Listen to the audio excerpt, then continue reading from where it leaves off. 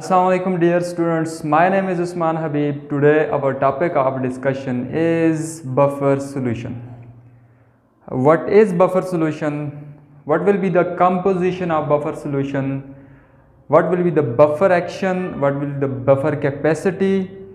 Buffer solution की pH को कैसे कैलकुलेट करेंगे, बफर सोल्यूशन की pOH को कैसे कैलकुलेट करेंगे। तो आज से हम स्टार्ट कर रहे हैं buffer solution.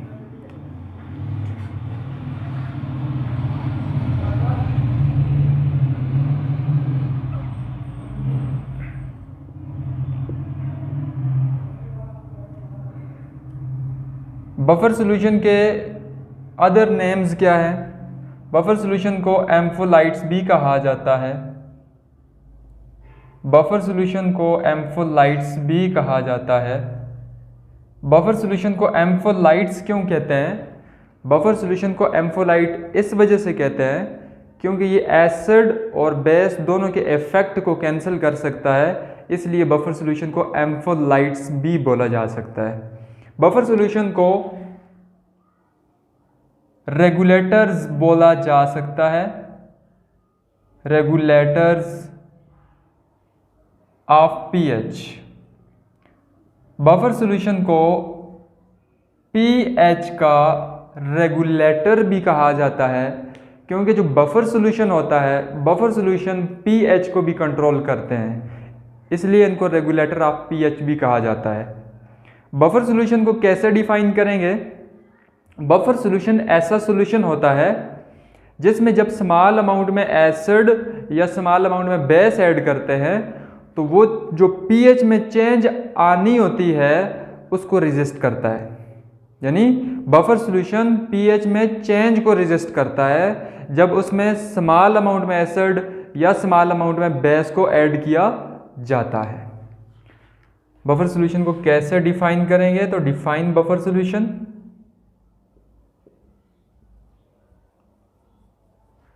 solution which resist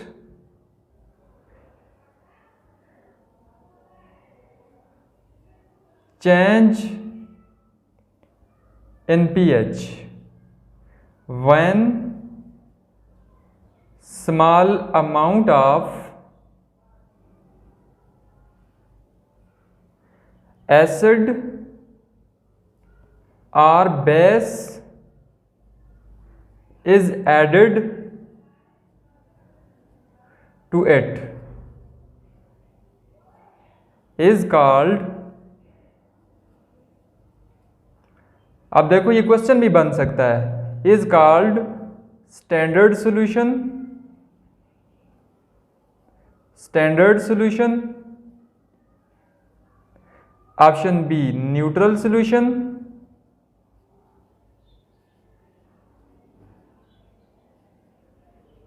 option C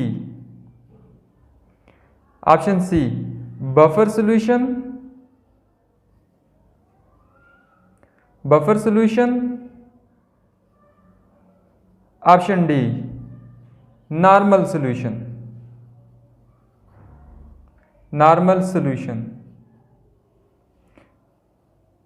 तो जो बफर सॉल्यूशन है वो क्या करता है? पीएच में चेंज को क्या कर रहा होता है? रेजिस्ट कर रहा होता है। तो ये बफर सॉल्यूशन की क्या है? डेफिनेशन है। अब देखो बफर सॉल्यूशन जो होता है, बफर सॉल्यूशन की क्या कंपोजिशन होती है? अब ये पीएच में चेंज को रेजिस्ट क्यों करता है और ये पीएच को एडजस्ट कैसे करता है, ये हम बफर एक्शन में देखेंगे कि ये पीएच को रेजिस्ट कैसे करता है। बफर की कंपोजिशन क्या होती है? बफर सॉल्यूशन की कंपोजिशन की अगर बात की जाती है जब, तो बफर सॉल्यूशन कंपोजिशन की बेस पर दो तरह के होते हैं। एक को बोलते हैं acidic buffer, acidic buffer, acidic buffer and basic buffer, and basic buffer, basic buffer. अब देखो यहां पर एसिडिक बफर को एसिडिक बफर क्यों कहते हैं? एसिडिक बफर को एसिडिक बफर इस वजह से कहते हैं क्योंकि इसमें वीक एसिड यूज किया जाता है, इसमें वीक एसिड यूज किया जाता है, वीक एसिड यूज किया जाता है और वीक एसिड का जो साल्ट होता है वो यूज किया जाता है, इसलिए इसको एसिडिक बफर कहते हैं। बेसिक बफर को बेसिक बफर क्यों कहते हैं? क्योंकि इसमें वीक बेस यूज की जाती है, वीक बेस क्यों यूज की जाती है, प्लस वीक बेस का जो साल्ट है वो यूज किया जाता है। जब भी एसिडिक बफर की बात होगी तो उसमें वीक एसिड और उसका साल्ट यूज किया जाएगा, और जब बेसिक बफर की बात होगी तो उसमें वीक बेस और उसका साल्ट यूज किया जाएगा। अब जैसे लेट्स सपोज करो कि आपके पास वीक एसिड है CH3COOH, ये वीक एसिड है। अब इस वीक एसिड के साथ इसी वीक एसिड का साल्ट लेना है आपने। वीक एसिड का साल्ट क्या होगा? CH3COON है। देखो ये जो आपने साल्ट लिखा है वीक एसिड और उसके साथ जो साल्ट लिखा है, इस साल्ट को बना होना चाहिए, किस चीज़ से बना होना चाहिए? इस साल्ट को बना होना चाहिए वीक एसिड। कौन सा weak acid? Acetic acid plus weak acid plus strong base, weak acid plus strong base. देखो अगर आपके पास वीक एसिड है, लेट्स सपोज करो आपके पास वीक एसिड है CH3COOH प्लस आपके पास है स्ट्रॉन्ग बेस NaOH। जब इनका आपस में रिएक्शन करवाएंगे तो क्या बनेगा? यहां से OH और यहां से H मिलकर क्या बनाएंगे? वाटर बनाएंगे, प्लस यहां से एसीटेट आयन और सोडियम आयन आपस में मिलेंगे तो क्या बनेगा? COON। अब ये जो साल्ट बना है, हमेशा जब भी एसिड और बेस मिला करते हैं तो साल्ट और वाटर बना करता है। अब यहाँ पर वीक एसिड और स्ट्रॉन्ग बेस का रिएक्शन किया है तो जो साल्ट मिले आपको वो आपके पास क्या है? वीक एसिड और स्ट्रॉन्ग बेस का साल्ट है। लेकिन आपने इसी एसिड का साल्ट बनाना है जो आपने वीक एसिड यहाँ पे लिया होता है। अब देखो यहाँ पर ये जो मिक्सचर है वीक एसिड और उसका साल्ट, ये बफर सॉल्यूशन कहलाएगा जब आप इसको वाटर में डिजॉल्व करोगे। इसकी एक स्पेसिफिक पीएच होगी और एक रेंज में ये पीएच को क्या करेगा? उसमें चेंज को रेजिस्ट करेगा। अब वीक बेस, देखो वीक बेस हमारे पास लेट्स सपोज है NH4OH। अब इसी का साल्ट कैसे बनाओगे? इसी का साल्ट आप बना सकते हो NH4OH प्लस। अब ये वीक बेस है, इस वीक बेस के साथ किस चीज़ का रिएक्शन करवाना है? हमेशा आपने साल्ट बनाते वक्त क्या करना है?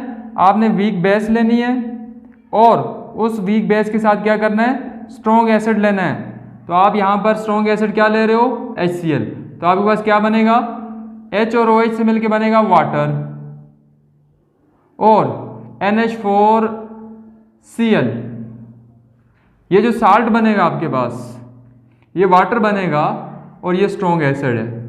अब देखो ये जो साल्ट है ये इसी बेस का साल्ट है, इसलिए मैं कहता हूं weak base and it's salt, weak acid and it's salt.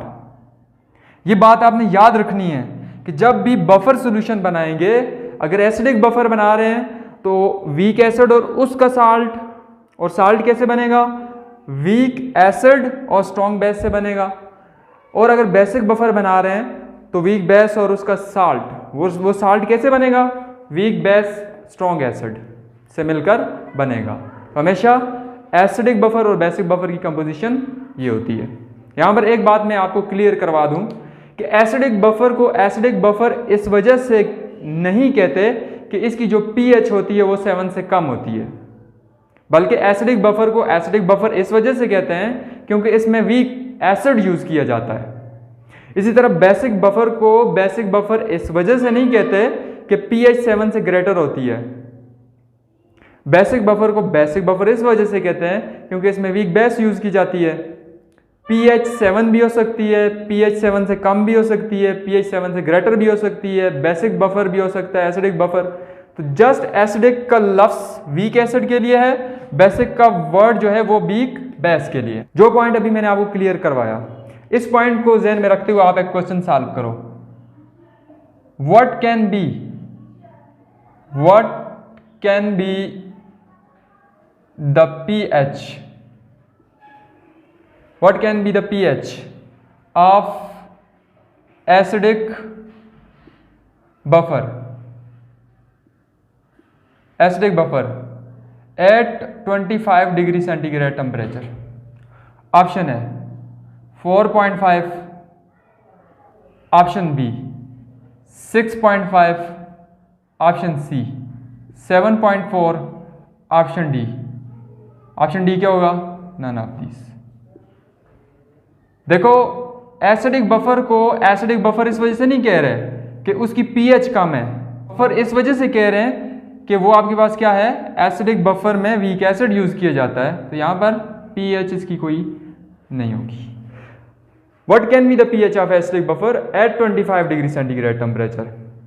अब कंपोजिशन आपको समझ आ चुकी है, तो कंपोजिशन की बेस पे हम बफर को डिवाइड करते हैं, हम pH की बेस पे बफर को डिवाइड नहीं करते।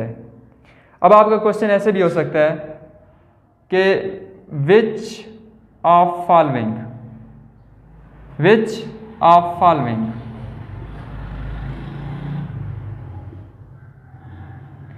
कैन नॉट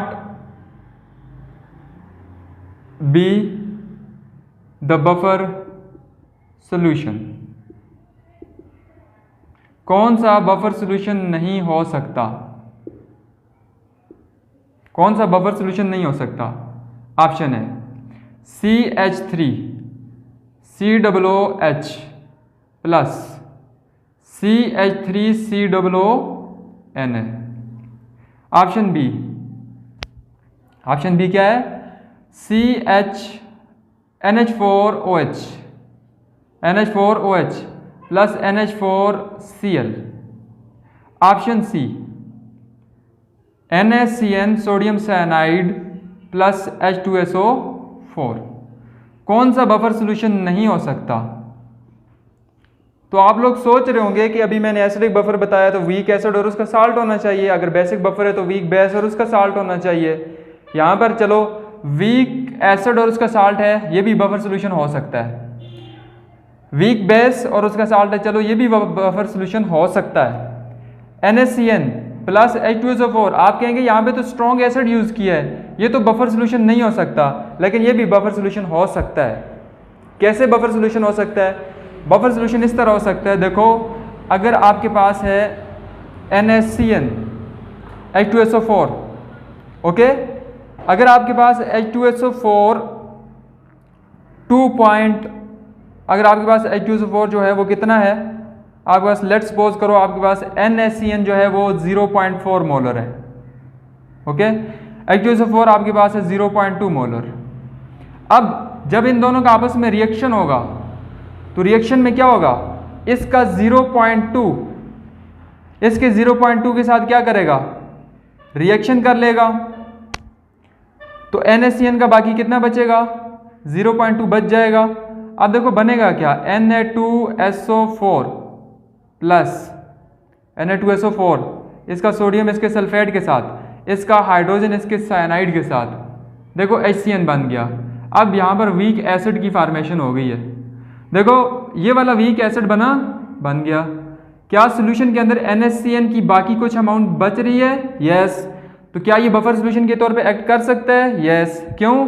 कि यहाँ पर वीक एसिड भी है और उसका साल्ट भी मौजूद है सॉल्यूशन के अंदर, तो इनडायरेक्टली ये बफर सॉल्यूशन के तौर पे एक्ट कर सकता है। इसलिए हम लोग इसको भी क्या कर रहे हैं, ये भी बफर सॉल्यूशन हो सकता है, सी ऑप्शन भी हो सकता है। तो अब यहाँ पर लगाएंगे डी ऑप्शन पे क्लिक करेंगे कि कौन सा बफर सॉल्यूशन नहीं हो सकता। ये तीनों बफर सॉल्यूशन हो सकते हैं, डी ऑप्शन लगाएंगे यहाँ पर।